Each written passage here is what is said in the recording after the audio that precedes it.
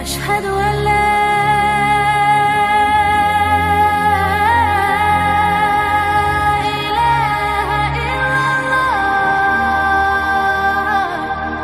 Pembahasan di malam hari ini masih membahas tentang muqaddimah dari tanda-tanda kemunculan kiamat besar. Dan saya sudah memberikan muqaddimah tentang kemunculan Al-Mahdi Al-Muntadhar, Imam Mahdi yang ditunggu-tunggu kaum muslimin. Nabi SAW pernah mengatakan, mulukud dunya arba'atun, bahwa raja-raja yang pernah menguasai dunia itu ada 4. Mu'minani wa kafiran, yang 2 seorang mukmin dan yang 2 orang kafir. Adapun yang mukmin adalah Nabiullah Sulaiman dan juga Dzulqarnain. Adapun yang kafir Namrud dan juga Bukhtun Nasr.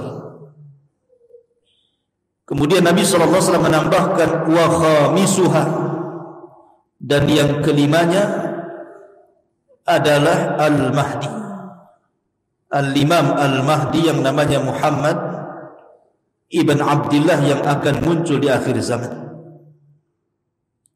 5 orang ini akan menguasai dunia dan pernah menguasai dunia. Adapun yang 4 sudah berlalu zamannya. Adapun yang kelima Al-Mahdi akan datang zamannya, bahwa kaum muslimin akan dipimpin oleh seorang Al-Mahdi yang diberikan petunjuk oleh Allah Azza wa Jalla, yang akan menguasai dunia. Ma'asyiral muslimin yang dimuliakan Allah Azza wa Jalla, ada sebuah hadis yang dicantumkan dalam Sunan Abi Dawud. Hadis ini dari Mu'adz bin Jabal radhiyallahu anhu. Nabi SAW bersabda begini bunyinya, Imran Baitul Maqdisi kharabu Yathrib, wa kharabu Yathribi khurujul malhamati, wa khurujul malhamati fathul Qastantiniyah, wa fathul Qastantiniyati khurujud Dajjal. Kata Nabi SAW, Imranu Baitul Maqdis, apabila pusat kekuatan kaum muslimin sudah tegak di Baitul Maqdis, artinya poros kekuatan kaum muslimin di akhir zaman itu bertempat di Baitul Maqdis, Palestina. Di sini akan tegak khilafah ala minhajin nubuwah, khilafah di atas minhaj kenabian. Siapa yang memimpin mereka? Yang memimpin mereka Al-Mahdi Al-Muntadhar, Imam Mahdi yang ditunggu-tunggu. Dengan berdirinya kekhilafahan di Baitul Maqdis di akhir zaman, maka Yathrib akan runtuh. Maksud Yathrib di sini adalah Madinatul Rasul, kota Madinah. Dan dengan runtuhnya kota Madinah, maka kaum muslimin akan berperang yang disebut dengan Malhamatul Kubra. Istilah Yahudi Armageddon, istilah kita Malhamatul Kubra. Dan perang ini adalah perang yang mengakhiri seluruh perang-perang sebelumnya. Ini perang maha dahsyat, jauh lebih perang dari dunia pertama atau dunia kedua. Karena perang ini melibatkan semua manusia, dan perang ini disebabkan karena urusan agama. Jadi perang syarak antara mukmin dan kafir. Nanti saya akan kisahkan bagaimana Malhamatul Kubra ini. Kemudian setelah kaum muslimin wa khurujul malhamah, ketika sudah selesai perang yang maha dahsyat ini, maka Nabi melanjutkan hadisnya, Fathul Konstantiniyah. Setelah itu kaum muslimin akan membebaskan Konstantinopel. Di mana Konstantinopel? Istanbul, Turki. Wa fathul Konstantiniyati khurujud dajjal. Dan apabila Istanbul atau Konstantiniyah dibebaskan kaum muslimin, disinilah muncul Dajjal. Lihat bagaimana urutan-urutan yang disabdakan Nabi SAW yang akan dilalui oleh Al-Mahdil Muntadhar di sini. Ma'asyiral muslimin yang dimuliakan Allah Subhanahu wa taala. Nabi SAW bersabda dalam sebuah hadis, kata Nabi SAW, la taqumus sa'atu war-rumu aktsarun nas. Tidak akan tegak hari kiamat kecuali bangsa Romawi adalah bangsa terbanyak dan terbesar di akhir zaman. Maksudnya bangsa Romawi di sini adalah orang-orang yang memeluk agama Nasrani. Dan Romawi ma'ruf di Rum sana. Kemudian ketika itu ditanyakan kepada Amr bin As radhiyallahu anhu tentang masalah ini, apa alasannya orang-orang Nasrani jauh lebih banyak jumlahnya di akhir zaman dibandingkan orang-orang Islam? Padahal mungkin hari ini kalau seandainya di data gitu ya, seluruh dunia umat Islam masih yang terbanyak. Tapi di akhir zaman orang-orang Nasrani jauh lebih banyak dibandingkan kaum muslimin. Maka Amr ibn As menjelaskan alasannya. Inna fihim khisalan arba'ah. Karena orang-orang Romawi, orang-orang yang beragama Nasrani itu punya 4 sifat.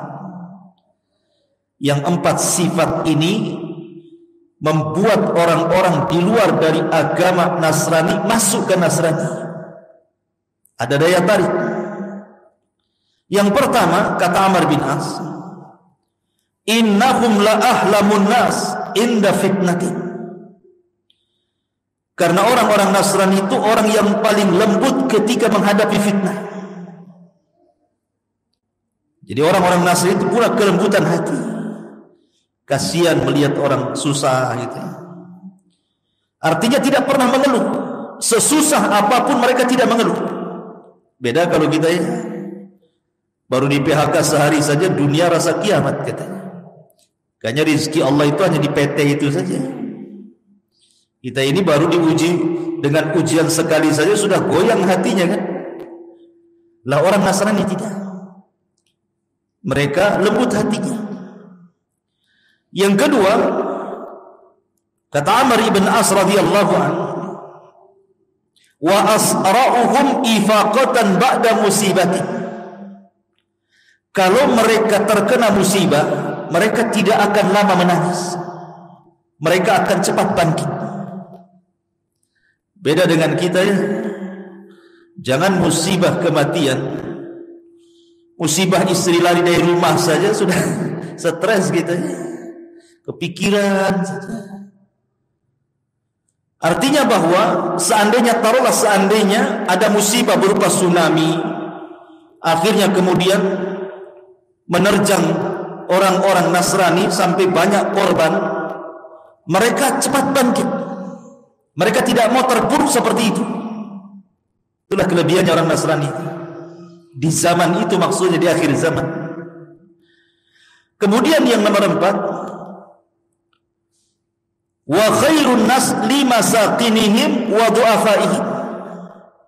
Orang Nasrani itu, orang Romawi Nasrani ini, mereka paling baik khususnya kepada fuqara wal masakin. Mereka suka nolong.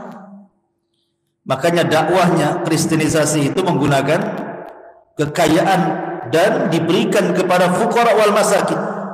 Makanya mudah orang-orang masuk Nasrani kan.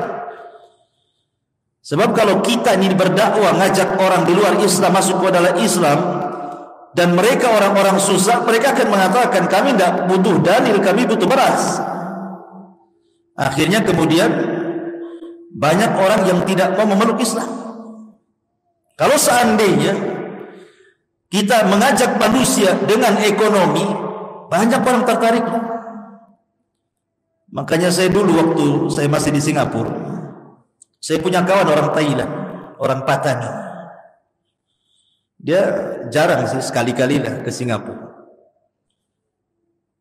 Jadi dia cerita, rupanya setelah saya tanya-tanya, dia ketua perhimpunan mu'allaf di Thailand saja, di Patani itu.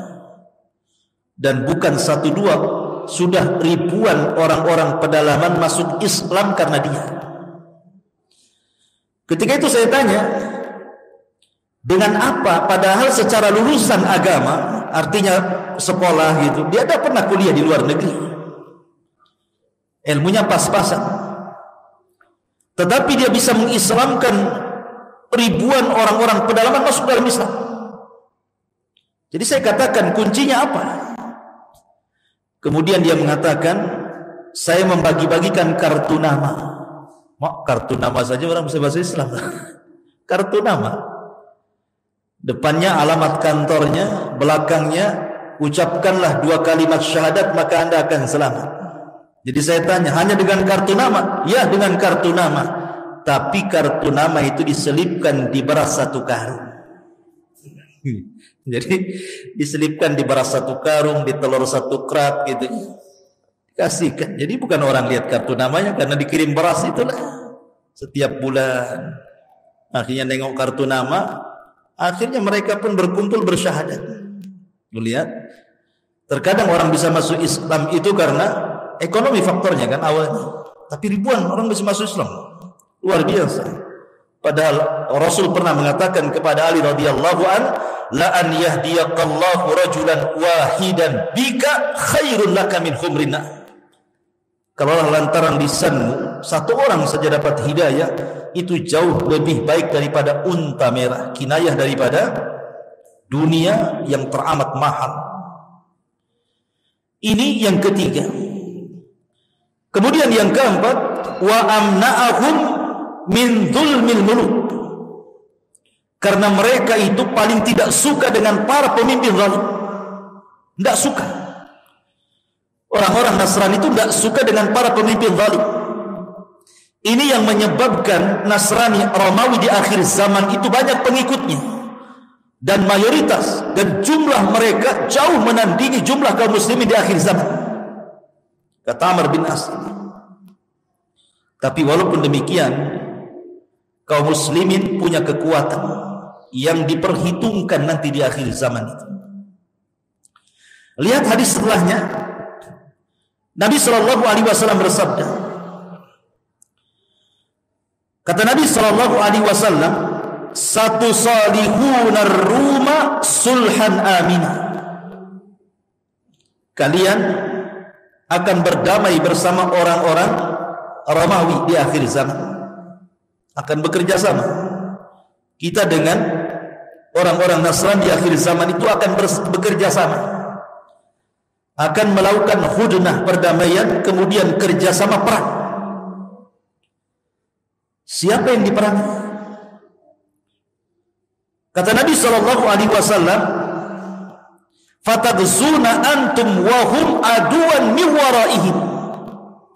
Maka kalian bersama orang-orang Nasrani itu akan memerangi musuh di belakang kalian. Rasul tidak menyebutkan siapa musuh yang diperangi di akhir zaman oleh kaum muslimin dan orang-orang Nasrani. Padahal Nasrani kuat, tapi tidak bisa menyerang musuh ini.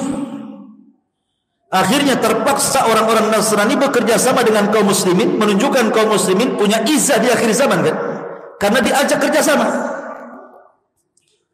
Maka ketika jumlah kaum muslimin disatukan dengan jumlah orang Nasrani, kemudian menyerang musuh di belakang mereka, maka Allah menangkan. Ada yang mentafsirkan, ini ulama kontemporer, Yang dimaksud musuh di belakang kalian ada yang mengisyaratkan kepada bangsa Cina. Karena Cina bukan Nasrani kan? Ya, Cina orang musyrikun, mereka penyembah berhala. Artinya bahwa akan terjadi peperangan. Wallahu a'lam. Kita tidak boleh langsung, oh itu maksudnya Cina. Enggak. Ini ada yang memprediksi seperti itu. Karena Nabi tidak menyebutkan negara mana. Nabi hanya mengatakan akan memerangi musuh di belakang kalian. Dan Allah menangkan. Ketika Allah Subhanahu wa taala menangkan dalam perang ini, di sini terjadi saling klaim antara orang-orang Nasrani dengan kaum muslimin. Kata orang-orang Nasrani, ghalabas salib, ghalabas salib. Ini kemenangan kami, bangsa salib.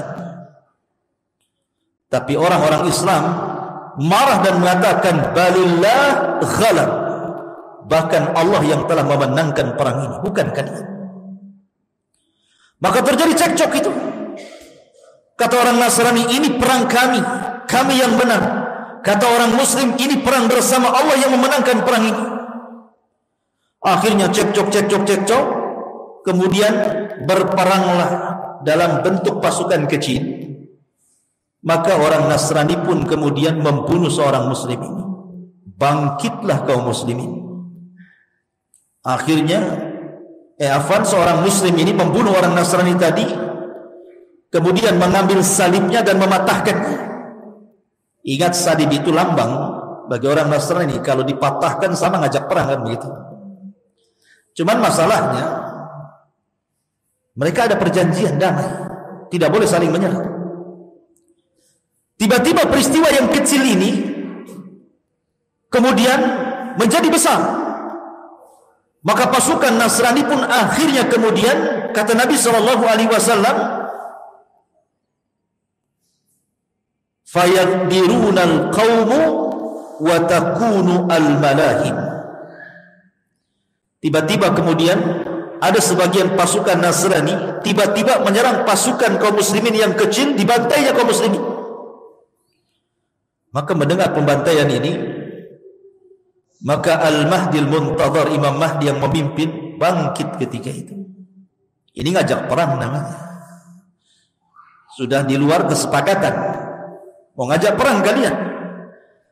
Disinilah terjadi dua pasukan yang berhadap-hadapan antara kubu kaum muslimin dengan kubu Nasrani Romawi. Perang inilah yang disebut dengan Malhamatul Kubra,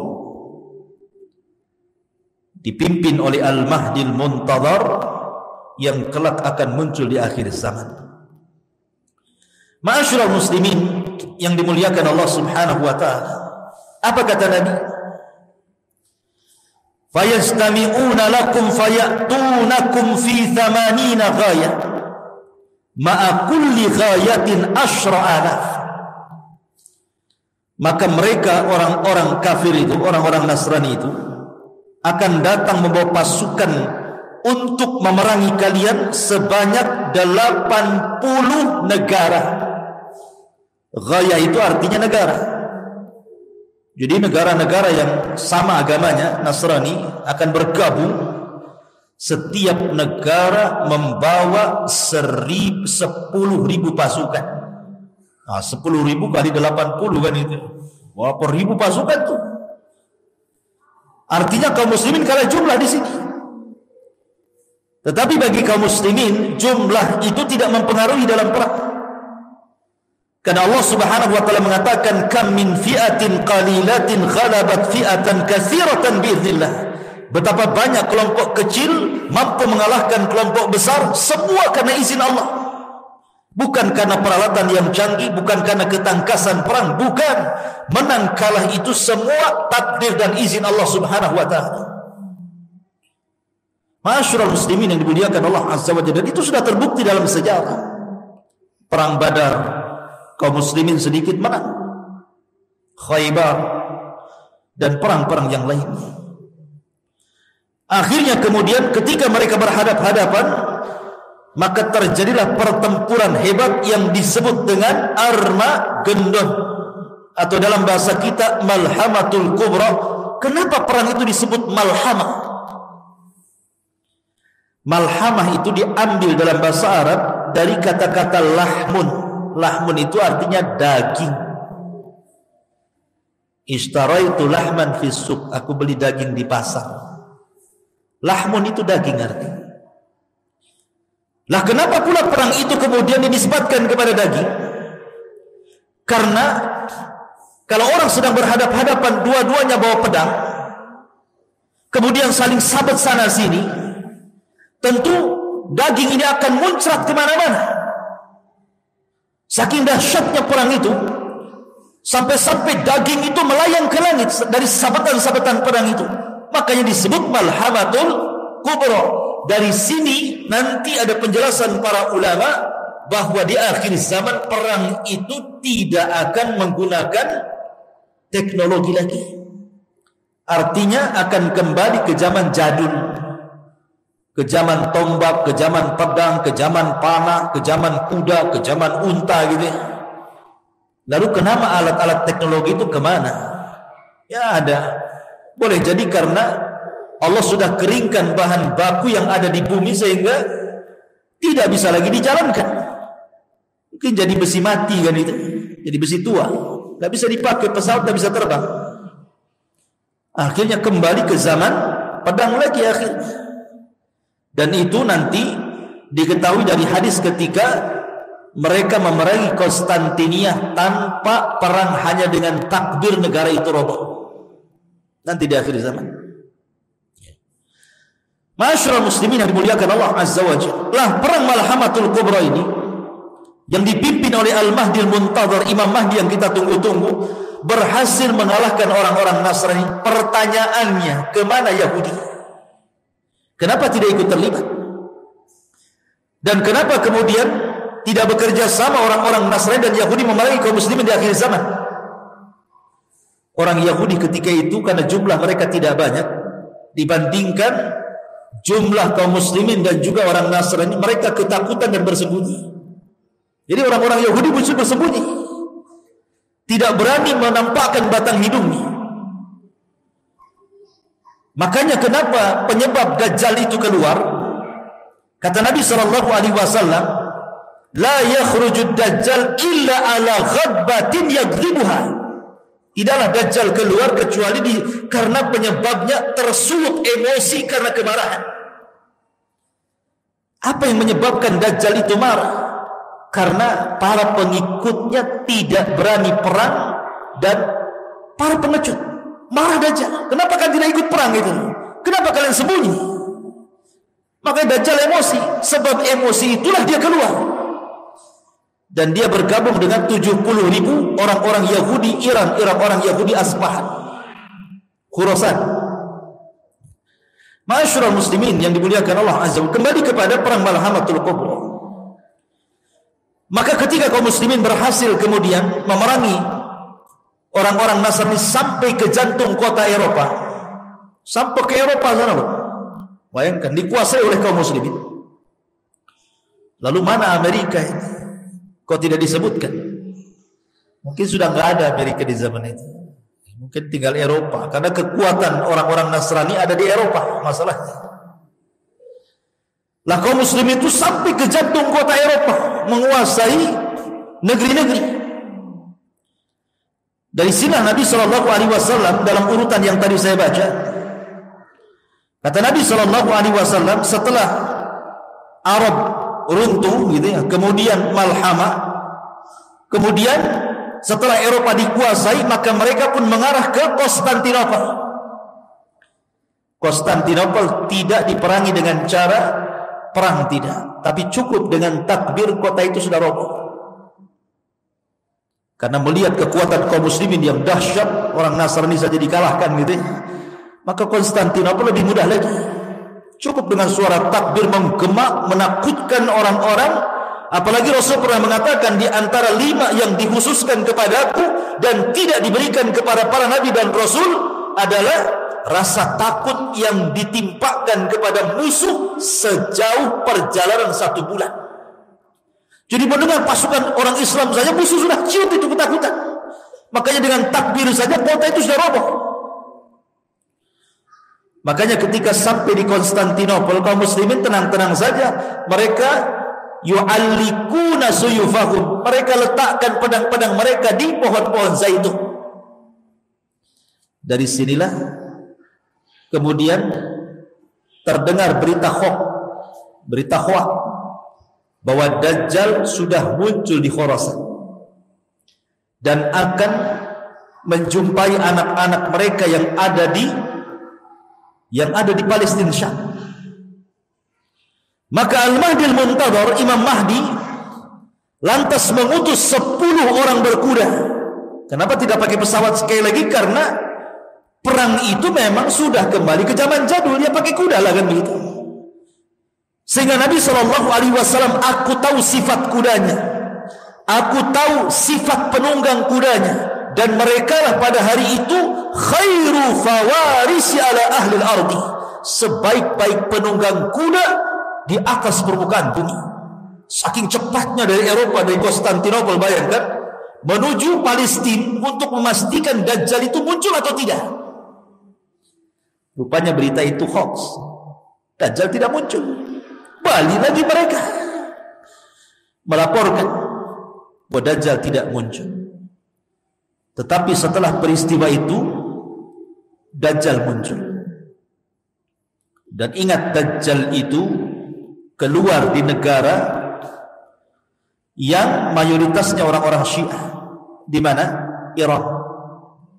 Di situ ada kota namanya Asfahan. Di kota Asfahan itu, disitulah kotanya orang-orang Yahudi di Irak.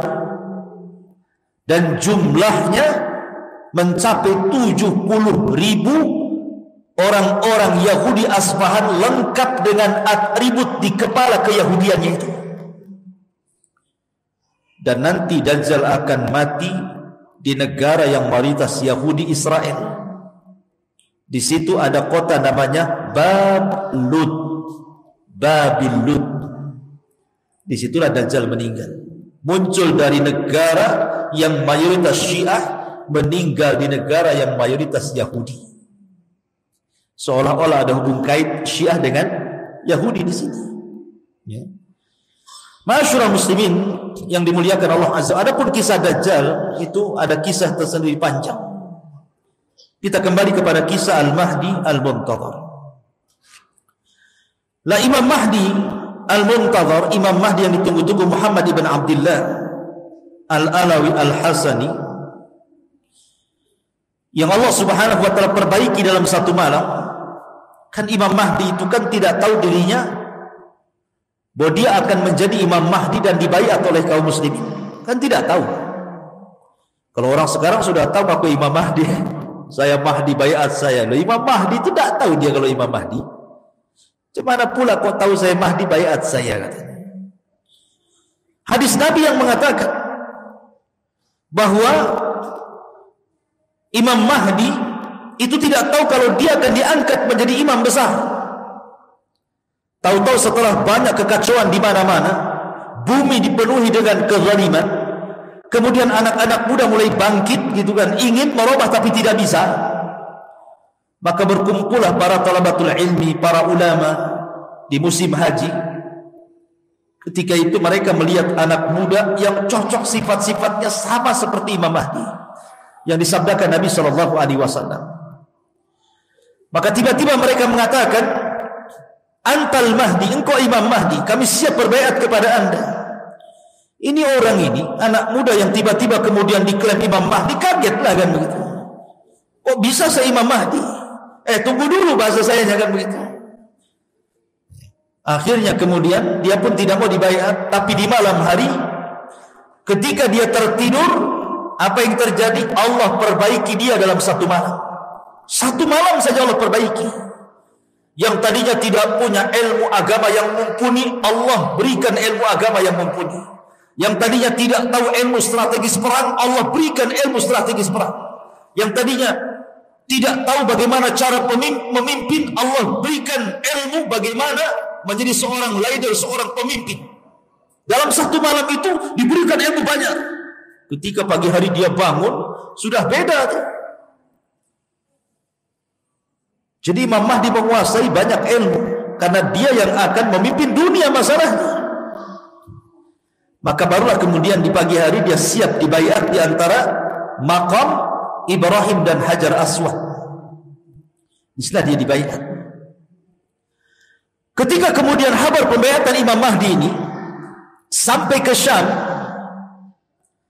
di sana ada orang-orang Sufyani. Orang-orang Sufyani ini tidak suka dengan pembaiatan Al-Mahdi. Dia kirim pasukan dari Syam. Orang-orang Sufyani ini. Tetapi ketika kemudian pasukan yang akan memerangi Imam Mahdi dan membunuh Imam Mahdi sampai di sebuah tempat namanya Baida.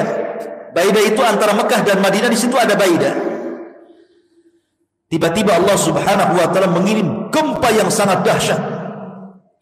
Yang diisyaratkan dalam sabda Nabi sallallahu alaihi wasallam akan terjadi gempa yang maha dahsyat dari arah barat dan timur dan arah jazirah Arab. Maksud gempa di sini adalah gempa ketika orang-orang Sufyani datang dari Syam hendak membunuh Al-Mahdi yang sudah dibaiat. Allah gempakan di sebuah tempat namanya Baida. Tidak ada orang yang selamat di situ. Semua mati. Termasuk orang yang jalan kaki, termasuk orang yang ke pasar, termasuk orang yang jalan-jalan ikut mati juga di situ. Tidak tersisa satu jiwa pun. Sampai Aisyah radhiyallahu anha bertanya kepada Rasulullah, kenapa orang-orang yang tidak terlibat dalam pasukan yang akan merangi Imam Mahdi kok ikut mati di situ? Bagaimana pertanggungjawaban mereka di hadapan Allah? Maka Aisyah radhiyallahu anha mengatakan, yub'atsuna yaumal qiyamati ala niyyatihim. Mereka akan dibangkitkan pada hari kiamat sesuai dengan niat-niat mereka. Kalau niatnya hendak memerangi Imam Mahdi, mereka orang jahat. Tapi kalau niatnya jalan ingin ke pasar, jalan ingin berdakwah, jalan ingin sebuah hajat meninggal, maka tentu beda hukumnya dengan orang yang meninggal dalam rangka untuk memerangi Al-Mahdil Muntadhar yang baru saja dibaiat. Dan ini ciri-ciri yang paling zahir, ciri-ciri yang paling tampak. Kalau sudah ada gempa di Baida antara Mekah dan Madinah dan menenggelamkan pasukan perang yang sangat besar, berarti Imam Mahdi sudah muncul. Kalau belum ada gempa di Jazirah Arab, jangan harap Imam Mahdi muncul, karena ini tanda yang paling jelas. Pertanyaannya, orang-orang yang mengklaim sebagai Al-Mahdi, di Arab sudah ada gempa belum tuh? Di Baida sudah ada gempa belum? Karena kalau dia mengaku Imam Mahdi dan mengklaim kemudian dibaiat, maka dia akan dibunuh oleh orang-orang Sufyani dari Syam. Akan dibunuh. Mereka bawa pasukan besar untuk membunuh Al-Mahdi, tapi Allah tenggelamkan di Baida. Berarti kalau seandainya mengklaim bahwa saya Mahdi atau si fulan Al-Mahdi, sementara belum ada tragedi penenggelamkan pasukan di Baida, berarti dusta pengakuannya itu. Karena itu alamat yang paling jelas munculnya Imam Mahdi. Ada gempa di Baida antara Mekah dan Madinah. Ketika itu, maka Al-Mahdi pun diminta untuk datang ke Palestina. Maka bergeraklah dari Mekah dibaiat, kemudian ke Madinah dibaiat, banyak orang Arab yang ikut baiat. Kemudian Imam Mahdi pun datang ke Palestina karena kekuasaan kaum muslimin di situ. Dari sini hadis Nabi sallallahu alaihi wasallam, apabila khilafah minhaj nubuwah itu sudah berdiri di Baitul Maqdis. Karena sebelumnya mereka hanya pasukan-pasukan ya biasa bertempur melawan orang-orang di luar daripada Islam, tapi belum tercapai sebuah khilafah. Kata Nabi SAW, nanti di akhir zaman dari hadis tentang 5 fase, kan ada fase kenabian, ada fase mulkun wa rahmah gitu, ada fase jababirah gitu, kemudian ada fase kerusakan gitu, yang terakhir khilafah ala minhaj nubuwah. Maksudnya khilafah ala minhaj nubuwah ini berdirinya kehilafahan di Palestina kapan? Nanti di akhir zaman, dan akan diikuti pasukan yang membawa bendera hitam. Sehingga banyak kemudian orang terperdaya dengan ISIS kan. Ketika berdirinya negara ISIS di Irak, dan juga Syam. Banyak orang yang menyangka kemunculan Imam Mahdi karena bendera yang mereka acungkan itu bendera berwarna hitam bertuliskan la ilaha illallah. Setelah perang dengan Amerika kalah, masa pasukan Mahdi kalah? Dia akan menang, tidak akan kalah. Akhirnya banyak orang-orang yang tertarik dari semua negeri sampai dari Indonesia ketipu. Banyak orang datang dari negeri kita kemudian gabung dengan ISIS yang ada di Syam dan Irak, disangkanya itu pasukan Mahdi. Pasukan Mahdi dari Hong Kong. Itu bukan pasukan Al-Mahdi, itu para pengacau, para teroris, dan ulama sudah memfatwakan faham mereka persis seperti paham Khawarij. Karena manhaj mereka manhaj takfir, mengkafir-kafirkan di luar kelompoknya. Siapa yang tidak berbaiat kepada pemimpin mereka kafir. Akhirnya semua kaum muslimin yang tidak ikut dengan ISIS itu dikafirkan, semua halal darahnya. Ini kan ngeri, ikhwan. Masyaallah muslimin yang dimuliakan Allah, muncul lagi sekarang istilah Taliban. Sekarang sudah muncul lagi karena Taliban menguasai Afghanistan. Amerika menyingkir, NATO juga menyingkir, akhirnya dikuasai lagi. Sekarang sudah muncul lagi prediksi ini. Antum baca YouTube tuh ada aja yang prediksi, ini tentara Imam Mahdi sudah muncul, Taliban katanya. Dia akan menguasai dunia. Dari mana Anda katakan seperti itu? Hadis Nabi tidak ada kalimat Taliban. Ya boleh jadi, ya boleh jadi tidak, tapi jangan menjazam. Jangan memastikan bahwa mereka adalah tentara Al-Mahdi. Mana dalil Anda? Dari mana Anda mengatakan seperti itu? Nanti ketika Al-Mahdi Taliban dikalahkan, muncul lagi kelompok lain, ini pengikut iman. Akan begitu terus jadinya kan? Masyaallah muslimin, maka prediksi-prediksi seperti ini biasanya kalau sudah berprediksi pada perkara-perkara yang gaib, kebanyakan meleset dibandingkan tepatnya. Coba saja. Karena tanda-tanda alamat besar itu perkara gaib. Tidak ada yang tahu peristiwanya kecuali Allah Subhanahu wa taala. Lain dengan tanda-tanda kiamat kecil yang setiap hari kita bisa lihat bermunculan di mana-mana. Tapi tanda-tanda kiamat besar itu sama dengan bicara kapan kiamat. Kalau saya tanya kapan kiamat, Anda akan menjawab saya tidak tahu. Begitu juga tanda-tanda kiamat besar. Ini dari umurul ghaib, dari perkara-perkara gaib. Kita tidak bisa menjazam, memastikan itu tidak bisa. Apalagi sampai memprediksi 99%. Hebat kali prediksi ini. Karena sudah banyak yang sebelum-sebelumnya meleset kan. Ramadan kemarin akan terjadi kiamat besar katanya. Karena akan muncul dukhan, langit akan gelap. Tepat di tanggal berapa? 15 bulan Ramadan. Sampai saya itu punya kawan di Tiban Kampung, orang awam. Jadi di tanggal 15 Ramadan itu dia cerita, saya tidur sama istri saya dibangunkan. Bang, gak boleh tidur bang. Kenapa? Mau kiamat katanya. Subhanallah sebaiknya. Orang Tiban Kampung. Kenapa sambil merokok itu? Kenapa kamu? Ini tengok YouTube-nya. Ini malam ini akan terjadi dukhon katanya. Sampai orang Tiban Kampung ketakutan. Gara-gara prediksi 15 Ramadan itu. Ternyata lewat sampai subuh tak ada dukhon. Yang ada dia yang buat dukhon. Dia yang ngerokok keluar dukhonnya. Itulah dukhon. Subhanallah ikhwan. Tidak jadi pula prediksi itu. Maka janganlah kita prediksi inilah itu gitu. Sudah beriman saja akan datang itu. Selesai. Dua pasukan yang berhadap-hadapan antara kubu kaum muslimin dengan kubu Nasrani Romawi. Perang inilah yang disebut dengan Malhamatul Kubra. Dipimpin oleh Al-Mahdi Al-Muntadhar yang kelak akan muncul di akhir zaman. Ma'asyiral muslimin yang dimuliakan Allah Subhanahu wa taala. Apa kata Nabi? Fayastami'una lakum fayatunakum fi 80 ghayah. Ma'a kulli ghayatin 10,000. Maka mereka orang-orang kafir itu, orang-orang Nasrani itu akan datang membawa pasukan untuk memerangi kalian sebanyak 80 negara. Ghaya itu artinya negara. Jadi negara-negara yang sama agamanya, Nasrani, akan bergabung.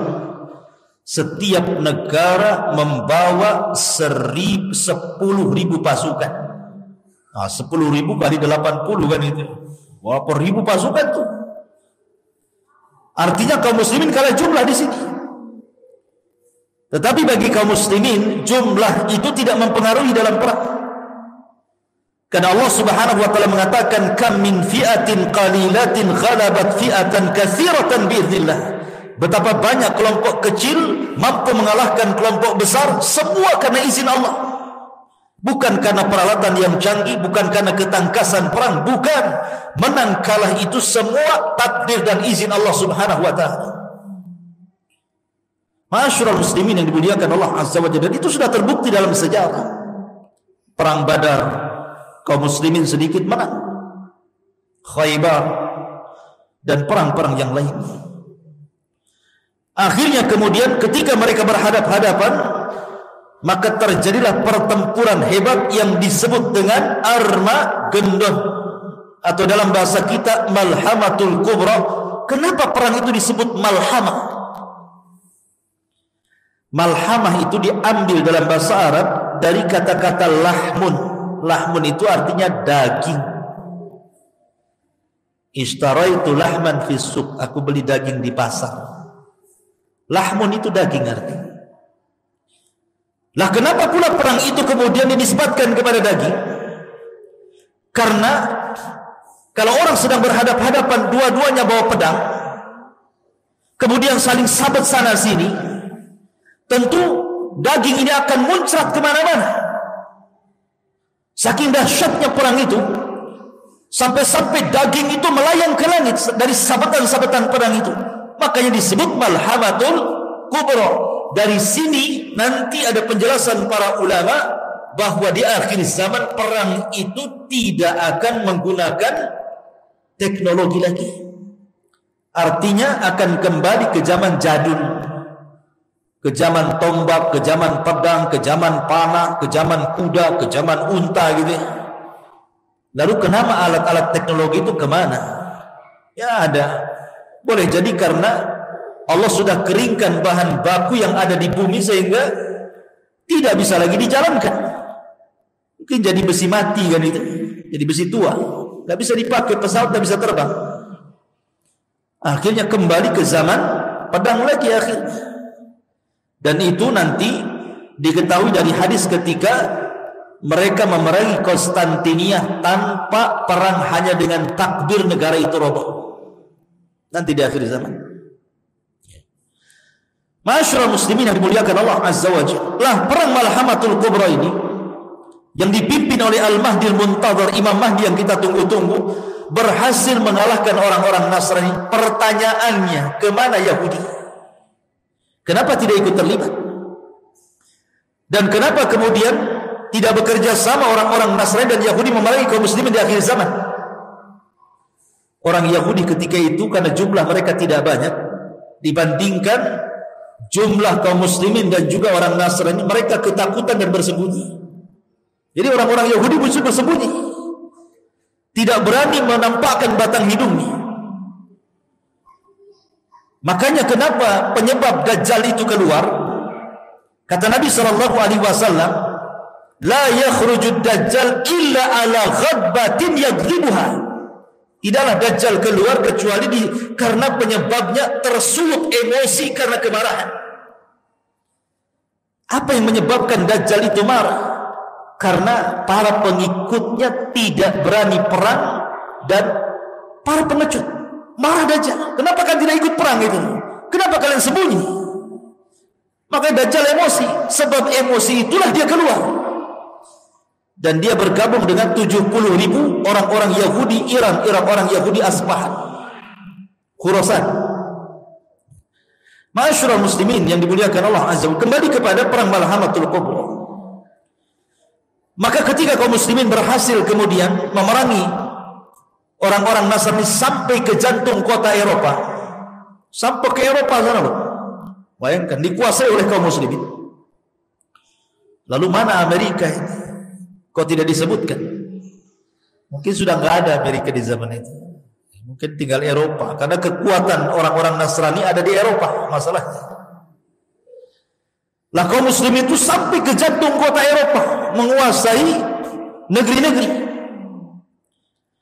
Dari sini Nabi SAW dalam urutan yang tadi saya baca, kata Nabi SAW, setelah Arab runtuh gitu ya, kemudian Malhamah, kemudian setelah Eropa dikuasai, maka mereka pun mengarah ke Konstantinopel.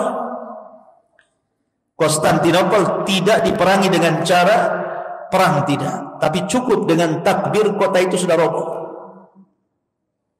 Karena melihat kekuatan kaum muslimin yang dahsyat, orang Nasrani saja dikalahkan gitu ya, maka Konstantinopel lebih mudah lagi.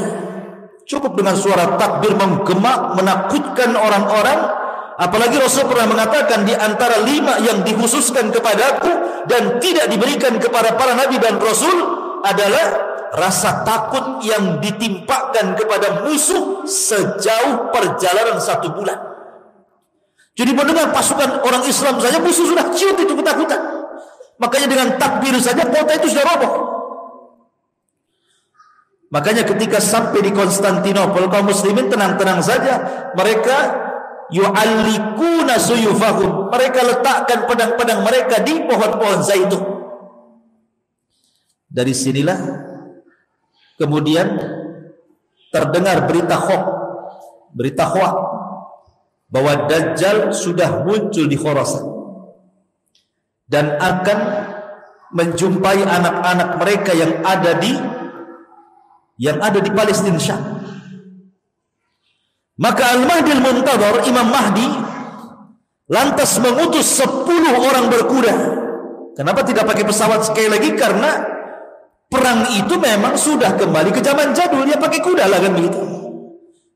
Sehingga Nabi SAW, aku tahu sifat kudanya, aku tahu sifat penunggang kudanya, dan mereka lah pada hari itu khairu fawarisi ala ahli al-ardi, sebaik-baik penunggang kuda di atas permukaan bumi.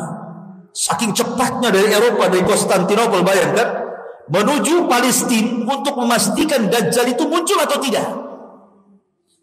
Rupanya berita itu hoax, Dajjal tidak muncul. Balik lagi mereka melaporkan bahwa Dajjal tidak muncul. Tetapi setelah peristiwa itu Dajjal muncul.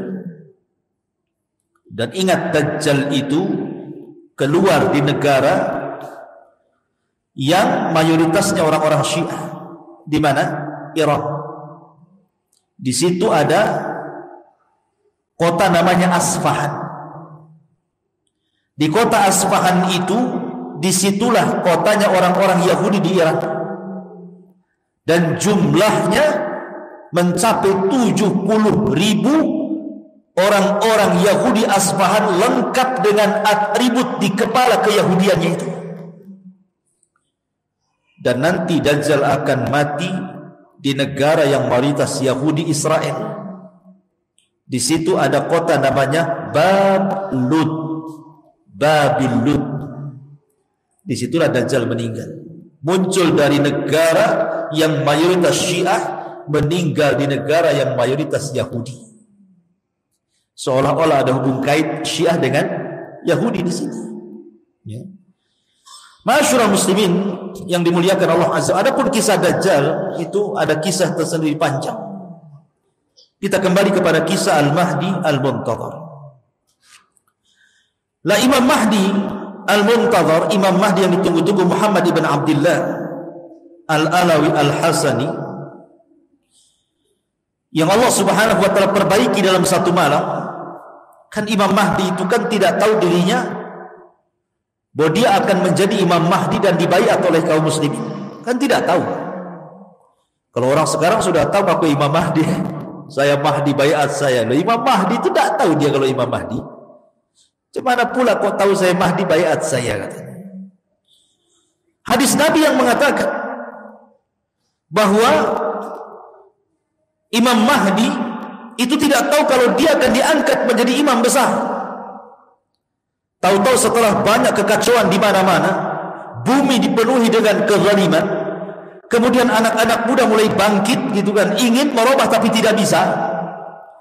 Maka berkumpullah para talabatul ilmi, para ulama di musim haji. Ketika itu mereka melihat anak muda yang cocok sifat-sifatnya sama seperti Imam Mahdi yang disabdakan Nabi SAW. Maka tiba-tiba mereka mengatakan, "Antal Mahdi, engkau Imam Mahdi, kami siap berbaiat kepada anda." Ini orang ini, anak muda yang tiba-tiba kemudian diklaim Imam Mahdi, kagetlah kan begitu. Kok bisa saya Imam Mahdi? Tunggu dulu, bahasa saya kan begitu. Akhirnya kemudian dia pun tidak mau dibaiat, tapi di malam hari ketika dia tertidur, apa yang terjadi? Allah perbaiki dia dalam satu malam. Satu malam saja Allah perbaiki. Yang tadinya tidak punya ilmu agama yang mumpuni, Allah berikan ilmu agama yang mumpuni. Yang tadinya tidak tahu ilmu strategis perang, Allah berikan ilmu strategis perang. Yang tadinya tidak tahu bagaimana cara memimpin, Allah berikan ilmu bagaimana menjadi seorang leader, seorang pemimpin. Dalam satu malam itu diberikan ilmu banyak. Ketika pagi hari dia bangun, sudah beda tuh. Jadi Imam Mahdi menguasai banyak ilmu, karena dia yang akan memimpin dunia masalahnya. Maka barulah kemudian di pagi hari dia siap dibaiat di antara makam Ibrahim dan Hajar Aswad. Disinilah dia dibaiat. Ketika kemudian kabar pembaiatan Imam Mahdi ini sampai ke Syam, di sana ada orang-orang Sufyani. Orang-orang Sufyani ini tidak suka dengan pembaiatan Al-Mahdi. Dia kirim pasukan dari Syam, orang-orang Sufyani ini. Tetapi ketika kemudian pasukan yang akan memerangi Imam Mahdi dan membunuh Imam Mahdi sampai di sebuah tempat namanya Baida. Baida itu antara Mekah dan Madinah, di situ ada Baida. Tiba-tiba Allah Subhanahu wa taala mengirim gempa yang sangat dahsyat. Yang diisyaratkan dalam sabda Nabi sallallahu alaihi wasallam akan terjadi gempa yang maha dahsyat dari arah barat dan timur dan arah jazirah Arab.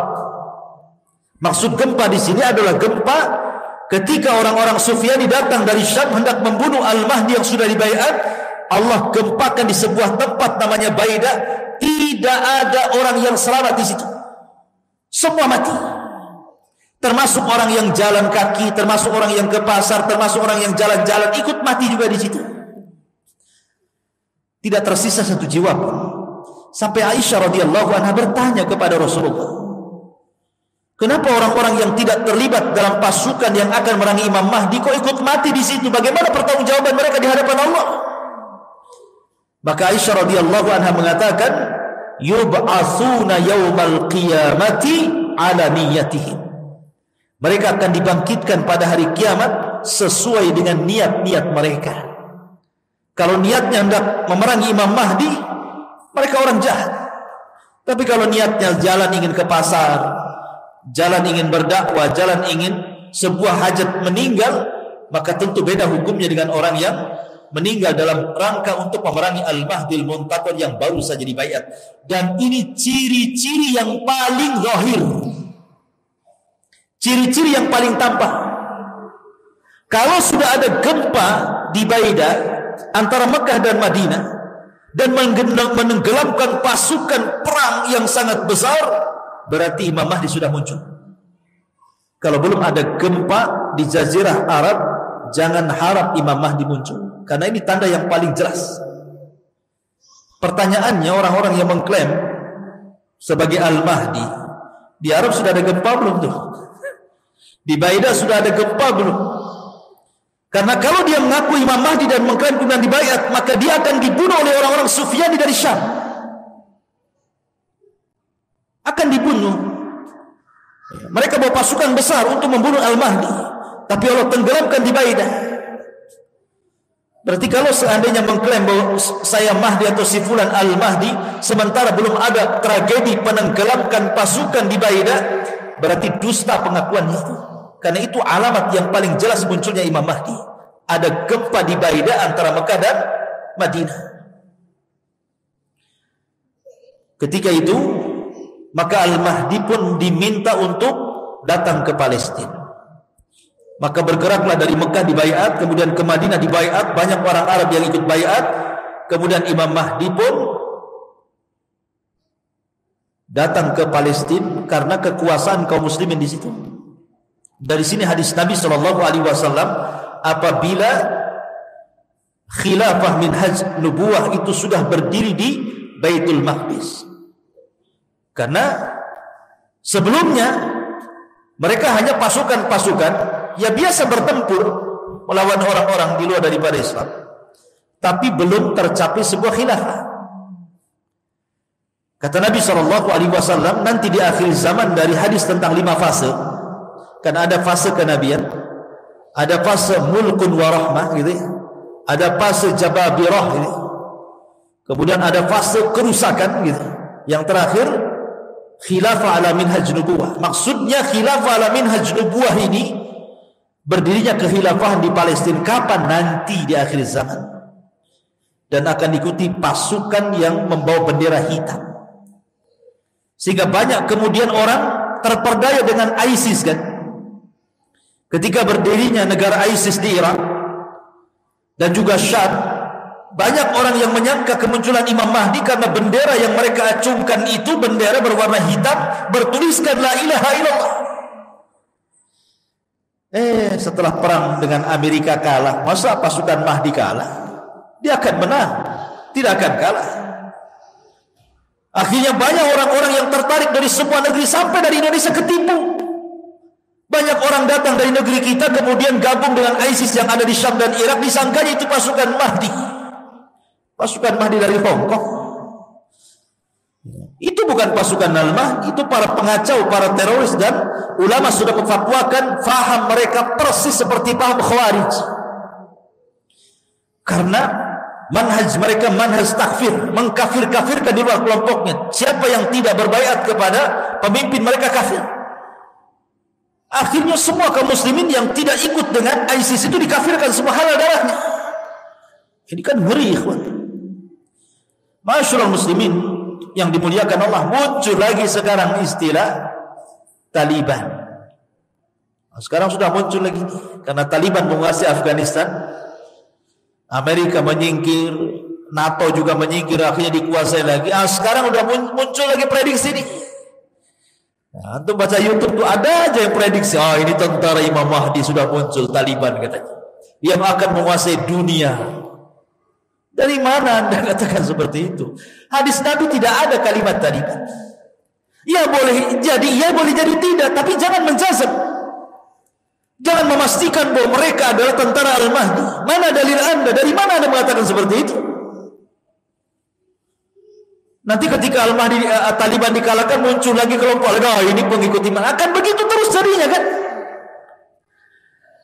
Masyarul muslimin, maka prediksi-prediksi seperti ini biasanya kalau sudah berprediksi pada perkara-perkara yang gaib, kebanyakan meleset dibandingkan tepatnya.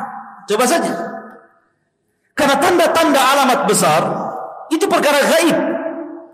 Tidak ada yang tahu peristiwanya kecuali Allah Subhanahu wa taala. Lain dengan tanda-tanda kiamat kecil yang setiap hari kita bisa lihat bermunculan di mana-mana. Tapi tanda-tanda kiamat besar itu sama dengan bicara kapan kiamat. Kalau saya tanya kapan kiamat, Anda akan menjawab saya tidak tahu. Begitu juga tanda-tanda kiamat besar. Ini dari umurul ghaib, dari perkara-perkara gaib. Kita tidak bisa menjazam, memastikan itu tidak bisa. Apalagi sampai memprediksi 99%. Loh, hebat kali prediksi ini. Karena sudah banyak yang sebelum-sebelumnya meleset kan. Wah, Ramadan kemarin akan terjadi kiamat besar gitu. Karena akan muncul dukhan, langit akan gelap tepat di tanggal berapa? 15 bulan Ramadan. Sampai saya itu punya kawan di Tiban Kampung, orang awam. Jadi di tanggal 15 Ramadan itu dia cerita, saya tidur sama istri saya dibangunkan. Bang, gak boleh tidur bang. Kenapa? Mau kiamat katanya. Subhanallah. Orang tiban kampung. Kenapa sambil merokok itu? Kenapa kamu? Ini tengok YouTube-nya. Ini malam ini akan terjadi dukhon katanya. Sampai orang tiban kampung ketakutan. Gara-gara prediksi 15 Ramadan itu. Ternyata lewat sampai subuh tak ada dukhon. Yang ada dia yang buat dukhon. Dia ngerokok keluar dukhonnya. Itulah dukhon. Subhanallah ikhwan. Nggak jadi pula prediksi itu. Maka janganlah kita prediksi inilah itu gitu. Sudah beriman saja akan datang itu. Selesai.